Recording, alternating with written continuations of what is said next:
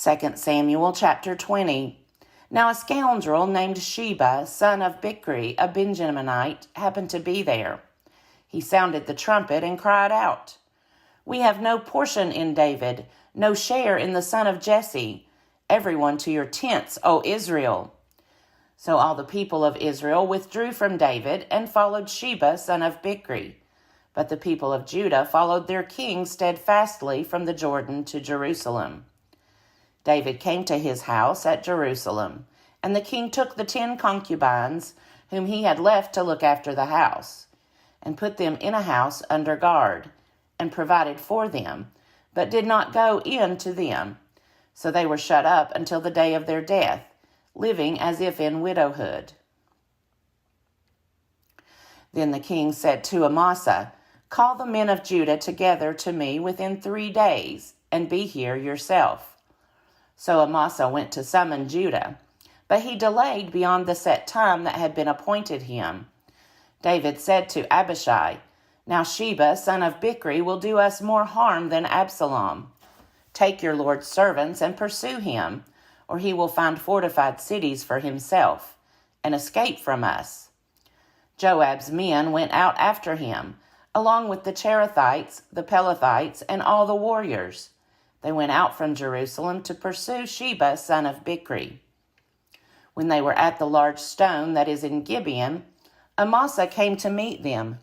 Now Joab was wearing a soldier's garment, and over it was a belt with a sword in its sheath fastened at his waist. As he went forward, it fell out. Joab said to Amasa, "Is it well with you, my brother?" And Joab took Amasa by the beard with his right hand to kiss him. But Amasa did not notice the sword in Joab's hand. Joab struck him in the belly, so that his entrails poured out on the ground, and he died. He did not strike a second blow. Then Joab and his brother Abishai pursued Sheba, son of Bichri. And one of Joab's men took his stand by Amasa and said, "Whoever favors Joab, and whoever is for David, let him follow Joab." Amasa lay wallowing in his blood on the highway, and the man saw that all the people were stopping. Since he saw that all who came by him were stopping, he carried Amasa from the highway into a field, and threw a garment over him. Once he was removed from the highway, all the people went on after Joab to pursue Sheba, son of Bichri. Sheba passed through all the tribes of Israel to Abel of Beth-maachah, and all the Bichrites assembled and followed him inside. Joab's forces came and besieged him in Abel of Beth-maachah. They threw up a siege ramp against the city, and it stood against the rampart. Joab's forces were battering the wall to break it down. Then a wise woman called from the city, "Listen, listen. Tell Joab, 'Come here, I want to speak to you.'" He came near her, and the woman said, "Are you Joab?" He answered, "I am." Then she said to him, "Listen to the words of your servant." He answered, "I am listening." Then she said, "They used to say in the old days, 'Let them inquire at Abel,' and so they would settle a matter. I am one of those who are peaceable and faithful in Israel. You seek to destroy a city that is a mother in Israel. Why will you swallow up the heritage of the Lord?" Joab answered, "Far be it from me, far be it, that I should swallow up or destroy. That is not the case. But a man of the hill country of Ephraim, called Sheba, son of Bichri, has lifted up his hand against King David. Give him up alone, and I will withdraw from the city." The woman said to Joab, "His head shall be thrown over the wall to you." Then the woman went to all the people with her wise plan, and they cut off the head of Sheba, son of Bichri, and threw it out to Joab. So he blew the trumpet, and they dispersed from the city, and all went to their homes, while Joab returned to Jerusalem to the king.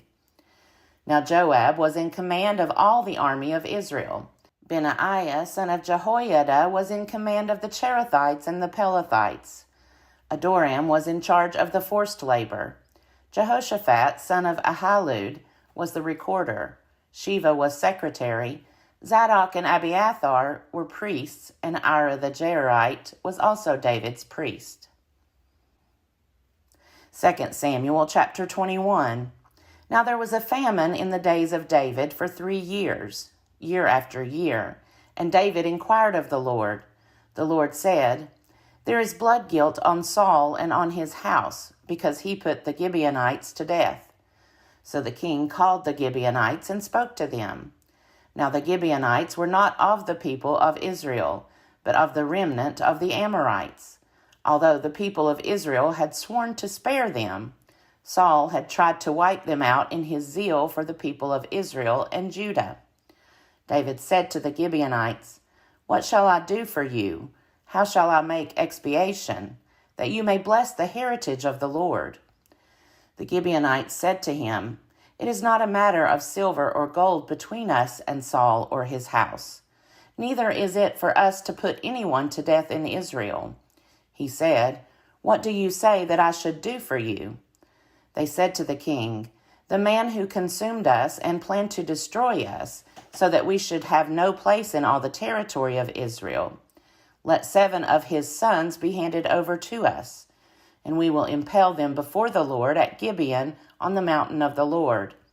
The king said, "I will hand them over."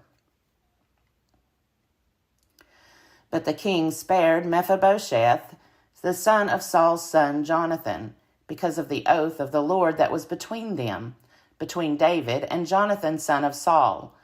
The king took the 2 sons of Rizpah, daughter of Aiah, whom she bore to Saul, Armoni and Mephibosheth, and the 5 sons of Merab, daughter of Saul, whom she bore to Adriel, son of Barzillai the Meholathite. He gave them into the hands of the Gibeonites, and they impaled them on the mountain before the Lord. The 7 of them perished together. They were put to death in the first days of harvest, at the beginning of barley harvest. Then Rizpah, the daughter of Aiah, took sackcloth and spread it on the rock for herself, from the beginning of harvest until rain fell on them from the heavens. She did not allow the birds of the air to come on the bodies by day, or the wild animals by night. When David was told what Rizpah, daughter of Aiah, the concubine of Saul, had done, David went and took the bones of Saul and the bones of his son Jonathan from the people of Jabesh Gilead, who had stolen them from the public square of Bethshan, where the Philistines had hung them up, on the day the Philistines killed Saul on Gilboa. He brought up from there the bones of Saul and the bones of his son Jonathan, and they gathered the bones of those who had been impaled. They buried the bones of Saul and of his son Jonathan in the land of Benjamin in Zelah, in the tomb of his father Kish. They did all that the king commanded. After that, God heeded supplications for the land. The Philistines went to war again with Israel, and David went down together with his servants. They fought against the Philistines, and David grew weary. Ishbi-Benob, one of the descendants of the giants, whose spear weighed 300 shekels of bronze, and who was fitted out with new weapons, said he would kill David. But Abishai, son of Zeruiah, came to his aid and attacked the Philistine and killed him. Then David's men swore to him, "You shall not go out with us to battle any longer, so that you do not quench the lamp of Israel." After this, a battle took place with the Philistines at Gob. Then Sibbecai the Hushathite killed Saph, who was one of the descendants of the giants. Then there was another battle with the Philistines at Gob, and Elhanan, son of Jair-Oregim, the Bethlehemite, killed Goliath the Gittite, the shaft of whose spear was like a weaver's beam. There was again war at Gath, where there was a man of great size, who had 6 fingers on each hand and 6 toes on each foot, 24 in number. He too was descended from the giants. When he taunted Israel, Jonathan, son of David's brother Shimei, killed him. These 4 were descended from the giants in Gath. They fell by the hands of David and his servants.